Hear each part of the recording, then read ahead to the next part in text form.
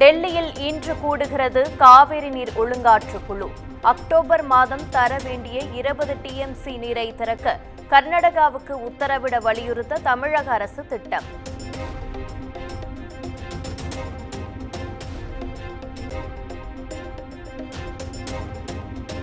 சிகாகோவில் fort மற்றும் ID serve கூட்டமைப்பு அதிகாரிகளுடன் முதலமைச்சர் மு.க. ஸ்டாலின் ஆலோசனை. தமிழ்நாட்டில் புதிய முதலீடுகளை மேற்கொள்ளவும் அழைப்பு.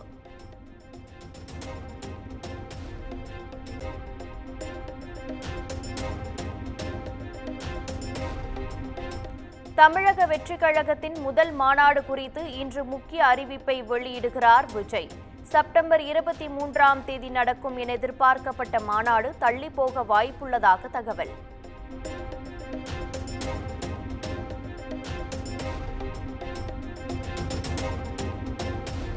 விஜய் நடித்த படமே 2 நாட்களுக்கு மேல் தியேட்டரில் ஓடவில்லை. அவரது தமிழக வெற்றிக் கழக கட்சி 6 மாதம்தான் தாக்குப்பிடிக்கும். அமைச்சர் தாமு அன்பரசன் பேச்சால் சர்ச்சை.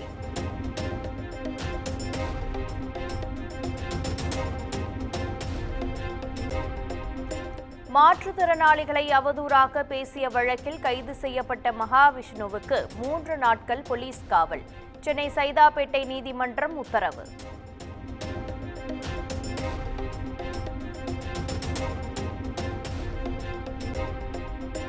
கோவையில் தொழில்துறையினருடன் மத்திய நிதி அமைச்சர் நிர்மலா சீதாராமன் ஆலோசனை. வெவ்வேறு விதமான ஜிஎஸ்டி வரி விதிப்பால் கம்ப்யூட்டரே திணறுவதாக அன்னபூரண உணவக இயக்குநர் சீனிவாசன் தெரிவித்த கருத்தால் சிரிப்பலை. தமிழ்நாட்டில் ஸ்வீட் காரம் காஃபி அப்படிதான் போகும். அதனால தயவு செஞ்சு அதை கொஞ்சம் கன்சிடர் பண்ணுங்க மேடம். ஸ்டேட் வாரிய டாக்ஸ் போடுறது இல்லைங்க மேடம். இந்தியா கூட சேர்த்து நீங்க ஏத்தி விட்டாலும் சந்தோஷம். ஒரே மாதிரியே பண்ணுங்க, தனித்தனியா வைக்காதீங்க. ஏன்னா வீடு ஒரு ஃபேமிலி வந்து கம்ப்யூட்டர் திணறது மேடம். பில் போடுறது.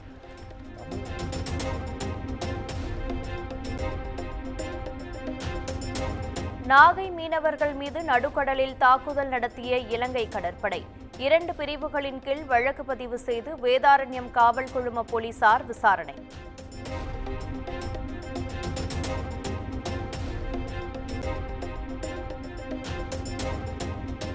பொங்கல் பண்டிகை விடுமுறைக்கான ரயில் டிக்கெட் முன்பதிவு இன்று தொடக்கம். காலை 8 மணி முதல் முன்பதிவு செய்யலாம் என தெற்கு ரயில்வே அறிவிப்பு.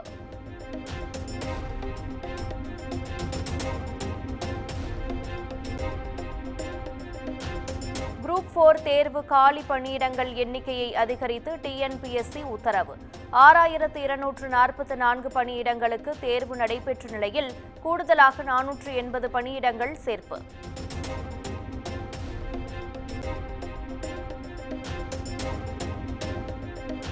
பணி நிரந்தரம் உள்ளிட்ட கோரிக்கைகளை வலியுறுத்தி பகுதி நேர ஆசிரியர்கள் இன்று கவன ஈர்ப்பு உண்ணாவிரத போராட்டம்.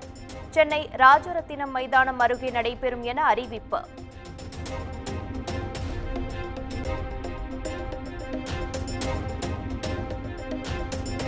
நெல்லையில் 7ஆம் வகுப்பு மாணவர்களுக்கு பாலியல் தொல்லை கொடுத்த விவகாரம். ஆசிரியர்கள் ராபர்ட் மற்றும் நெல்சன் ஆகியோர் போக்சோ சட்டத்தின் கீழ் கைது.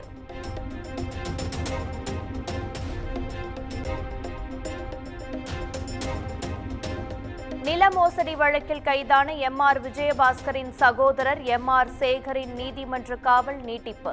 வரும் 25ஆம் தேதி வரை காவலை நீட்டித்து கரூர் நீதிமன்றம் உத்தரவு.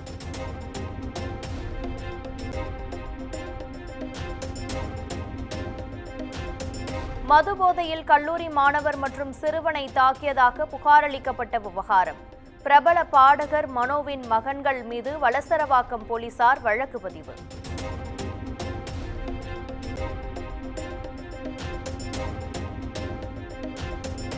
பாம்பனில் கட்டப்பட்ட புதிய ரயில் பாலத்தை அடுத்த மாதம் திறந்து வைக்கிறார் பிரதமர் மோடி. திறப்பு விழாவை முன்னிட்டு மதுரை கோட்ட ரயில்வே மேலாளர் தலைமையில் அதிகாரிகள் இன்று ஆய்வு.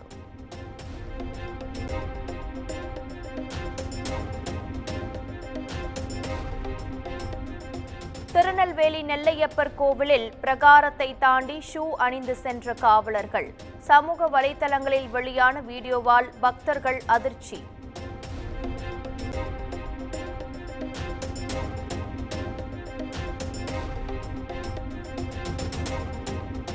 வணிகர் சங்க பேரமைப்பு தலைவர் வெள்ளையன் மறைவையொட்டி தென் தமிழகத்தில் இன்று கடையடைப்பு. வணிகர் சங்கங்கள் அறிவிப்பு.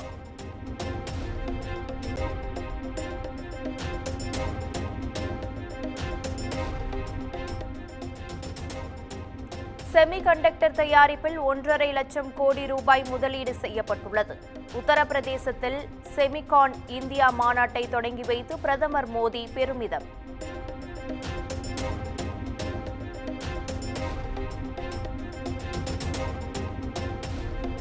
உச்சநீதிமன்ற தலைமை நீதிபதி சந்திரசூட் வீட்டில் விநாயகர் சதுர்த்தி பூஜை.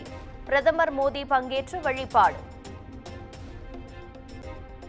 सुखकर्ता दुःखहर्ता वार्ता विघ्नाची मुर्वी पूर्वी प्रेम कृपा जयाची सर्वांगी सुंदर विषेंदुराची कंठी धरते माळ मुक्ता फळाची जय देव जय मंगलमूर्ती दर्शन मात्रे मन कामना पूर्ती.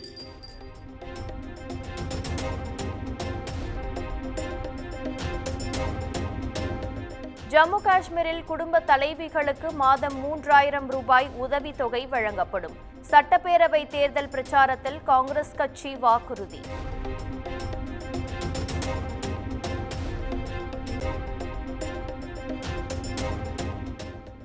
நீரவ் மோடிக்கு சொந்தமான 29 கோடி ரூபாய் மதிப்பிலான சொத்துக்கள் முடக்கம்.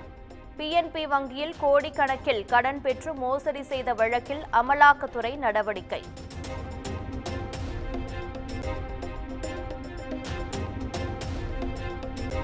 ஹங்கேரி தலைநகர் புடாபெஸ்டில் நடைபெற்று வரும் செஸ் ஒலிம்பியாட் முதல் சுற்றில் 4-0 என்ற புள்ளி கணக்கில் மொரோக்கோவை வீழ்த்தி இந்தியா வெற்றி.